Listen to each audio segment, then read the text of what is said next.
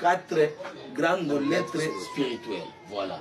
Message on a lu. Le prophète Ebele va BBC à cause de Mankiona. Et puis pour na kumi salo kumu ya bango bato. Ebele vi na bango ezali livrer lelo. Bato ebele vi na bango e komi sacrifier lelo. Ba pasteur ebele baza ya kobeba. Asimio maboko na mutu makamunyo sekei. Étoile limwe. Bato ebele baboya ka opesa mutu mais apesi maboko. Pour ton information, étoile les agana 5 parties na kati ya nzoto ya mutu. Étoile fai na makolo, étoile fai na sexe, étoile fai na monoko, étoile fai na maboko, étoile fai na front. Le prophète yo oza temena ba pasteur prophète ozoli vola ki sabatu ke offrande ezali sumu ozoli vola ki sabatu ke modi meza mabe na mona bitinda na yote prophète lobelanga prophète nzambe amona bitinda na yote yango ba prophète bepe ba komo sakana bino prophète nzambe alobelanga nino abambi ko pe kutu pe makampe kutu mais bat na ngomba kaka be église de réveil na montagne manyenye yango ko motela na ba capote.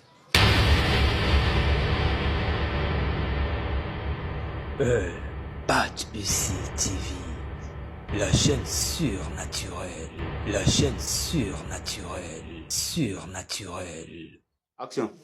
Merci Nabalandi, émission surnaturelle, émission Abino, Oyo Tamaratro, Bolingango Tro, émission Oyo édifiaka peuple et Nzambe, et les émissions Oyo Batebele, on profite un plus, ma vie Nabango, Lelo, Ngaya Bino, Mopanji Sango, na combo, espérant ma tête à Kanda, autrement dit, la voix de celui qui crie dans les déserts.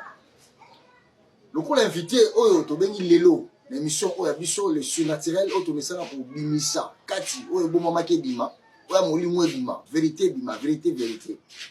Oyo Melibino, le prophète docteur Patrick, autrement dit, le prophète Santache. Bonjour, docteur. Bonjour, monsieur Espérant, que Dieu te bénisse. Merci. C'est permis que je sois sur le plateau. Merci. Merci.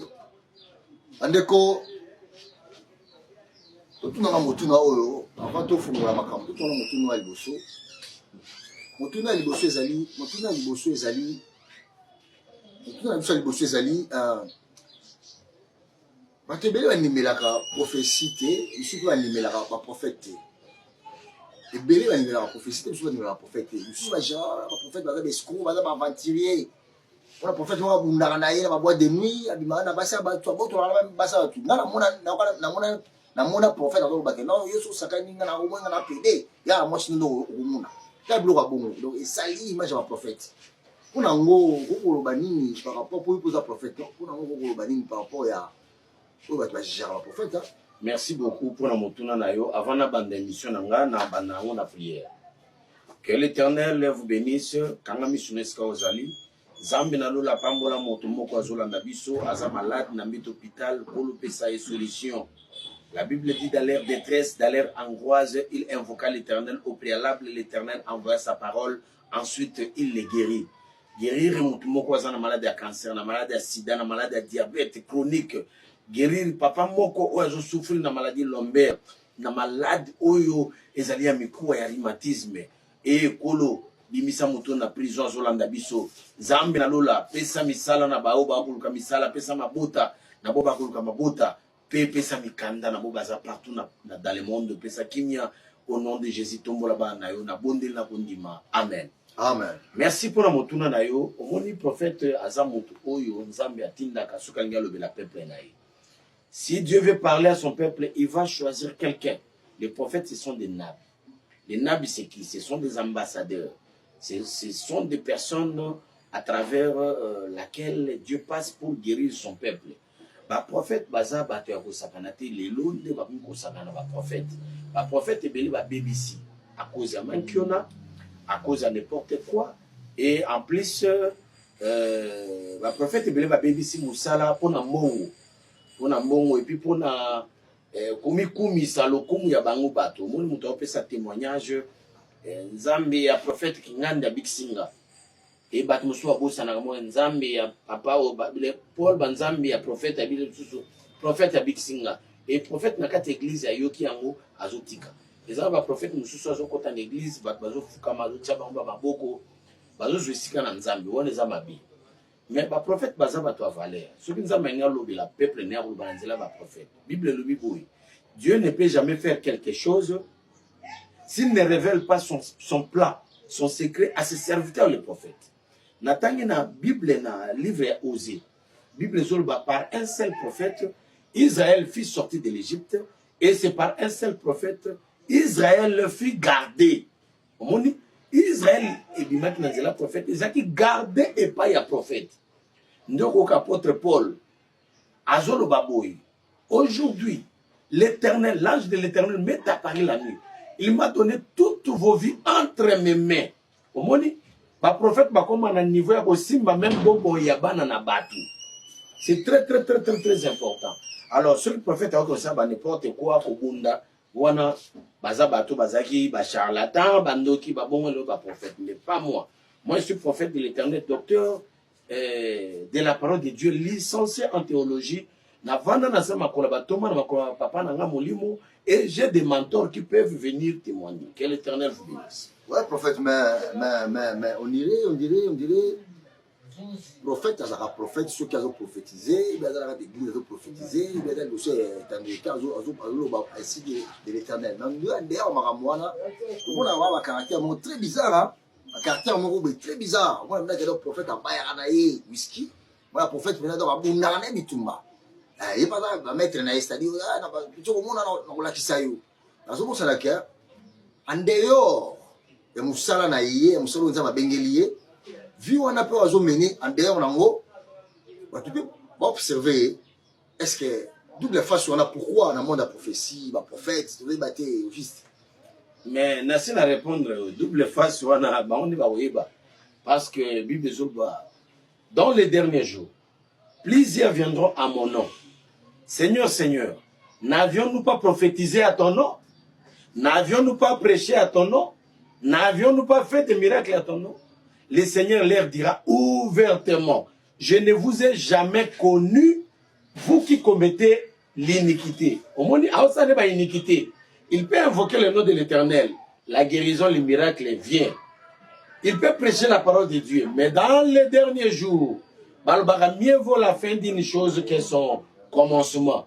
Oko banano bien mais soukane kozala ndenge ni. Donc wana zavi na bango ngana ye a na plateau pour noter mamnanga donc na ko défendre bango te na babuzoba o ba ko sala et ba prophète pour na ko consulter mutu pesa $200 pour na ko sala boye pesa boye tout ça ce sont pas des choses qui sont dans la Bible. Merci prophète pour éclaircissement éclairci Batou sur ce sujet wana. Prophète juste message pour le peuple Nzambe plutôt découvrir message au Inango aussi le peuple Nzambe.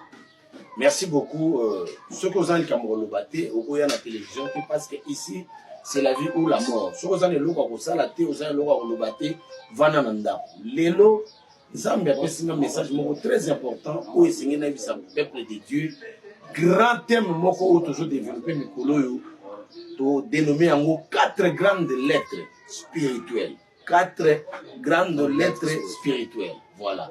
Message na Libana na Zambie yango. 4 grandes lettres spirituelles. Message au prophète Amemé Bino yango wana. Ce qu'il faut contre na kati ya masolo ngoto ébogiste. Message yango za nini. Yebo azoki message n'est pas Nzambe Amemé yango na peuple Nzambe. Il faut découvrir na rotuna motuna. En fait to yeba première lettre, deuxième lettre, troisième lettre, quatrième lettre. Tout dans la première lettre. Pour expliquer sur la première lettre, Zanini. Ok. Merci beaucoup, grand homme. Que l'Éternel te bénisse. Amen. Pourquoi 4 grandes lettres? Et ça, les lettres spirituelles, oyo bakomaka na bomoya bana na bato. Omoni tango Jésus-Christ a botami. Ba mage, ba Bible, les mages ont vu l'étoile de Jésus-Christ. Tant ba comme pas Hérode. Hérode a tenu ba mage. Ba sangisi ba sacrificateur, ba sangisi ba pharisien na ba scribe. Ba lobby un roi des Juifs vient de naître. Omoni ba tangi lecture où ils ont la 4 étoiles ba comprendre que non c'est un roi. Donc na étoile ya mutu, ils ont ba écritoire, ils ont ba lettre. Donc quand on parle sur 3 grands mouvements de l'étoile, grand thème nanga, oui, bimis en internet, ne comprendre makamboana parce que nous allons parler des combats de l'étoile. Et ça thème on a été en anemobimba. Alors, par rapport à 4 grandes lettres, oyo spirituelles, nazo bandana elboso ndongo lobi. Et ça ba lettre o ba komara bomo ya batu. Pour na repérer ça ba limitation, pour na koluka ba porte d'entrée ba quota pour détruire les enfants de Dieu. La première lettre, je vais citer la lettre de livraison. La lettre de livraison. La lettre de livraison. Ezali, toujours qu'en français, mot balobi livraison. Il y a le mot livré. Donc, bakabi, bokabami, botekami. Tant que livrer yo quelque part, c'est que ça n'a montré à recevoir yo à joyau. Et ba livrer yo na mauvaise intention tant ba kozoyo kuna ba salio mabe. Ba te bele vi na bango ezali livrer lelo. Ba te bele vi na bango e komi sacrifier lelo. Atangi classe, asilisi makambo nyonso bien. Pour zo musala komi problème. Ou akoko zo musala mais pour profiter na musala na problème. Akoko zo musala mais amataka promotion te. Vine ezali livrer sacrifier quelque part. Nakon le bangon nenwanate nakolingana s'appuyer dans les écritures. Parce que émission na yo eza émission moko matata. Alors ceux qui m'ont répondre bien ezaka terrible. Na éviter ceux qui ont la biso na Actes des Apôtres chapitre 9 verset 1 à 2. Actes des Apôtres chapitre 9 verset 1 à 2. Pour ceux qui ont autant on peut aux ala bien. Ou bien ngamo na tanga. Ah autant na yo ako Actes des Apôtres chapitre 9, verset 1 à 2. La Bible dit ceci. Cependant, Saul respira encore la menace et le meurtre contre les disciples du Seigneur s'est rendu chez le souverain sacrificateur. Saul a zobomabatu. Bantine na gouvernement. Il y a Hérode pour maltraiter les chrétiens. Aïe koluka, souverain sacrificateur. La Bible dit dans verset 2. Il lui demanda des lettres, au pluriel, des lettres belées, pour les synagogues de Damas, afin que s'il trouvait des partisans de la nouvelle doctrine, hommes ou femmes, il les amena liés à Jérusalem. Alors, c'est une lettre pour amema, les chrétiens vont dans l'église de Damas. Allié bango, amema bango, na esclavagisme ba ke nous nyoko na Jérusalem. Ozo sambela awa ba chrétien. Ezana ba tebela ko ba ngana sambela na ndima Yesu Kristo. Ono ne Bible bana 2 Corinthiens chapitre 5 verset 17. Si quelqu'un est à Christ, il est devenu une nouvelle créature. Les choses anciennes sont passées et voici toutes choses sont devenues nouvelles. Oui. Mais awa bazo lukabango, bazo lié bango. Surtout par exemple na Bible Pierre, Ozaki apôtre, azobenga ba démon. Bible zolba keno, Jésus-Christ est goyebisa Pierre. L'église de Jésus-Christ, c'est l'église à 12 personnes. Pierre, aujourd'hui la nuit, les diables étaient venus pour te réclamer, afin qu'ils te criblent comme du froment. Mais j'avais prié pour toi. Quand tu seras affermi, affermissez aussi tes frères. Pierre Ozaki apôtre à Jésus-Christ. Mais bazo réclamer, ils ont des téléphones nanga ou iPad nanga. Soko kanya ngona o réclamer ngwe sekeza ya ngai. Ba chrétien belé baza lié. Ba chrétien belé ba likoté ba ngona ba chana maboko makolo ya luketu. Bazo avancer té. Dans la vie no malam, o bandaki bien, mais lelo makambe ko mona elo si mesuté. On a tika Afrique na kene poto ko luka vie. Aucun poto, oui c'est bien. Mais dans la vie ozo amener kuna na poto.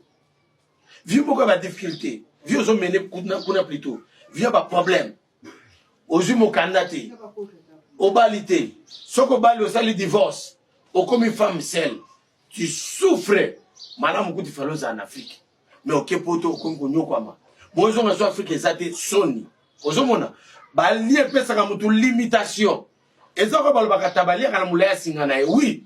Bakangita basinga lokolo. Tabako se déplacer à kene na nzete. Mais ce qu'il y a avancé, en dehors ya molaya singa obakanga qui à cause à la bloqué. Awa apôtre Paul, Saoul, ayeko senga et père souverain sacrificateur. Ame maba chrétien aza allié bango. eloko eka musanga awa pasteur nde muto livrer bandimi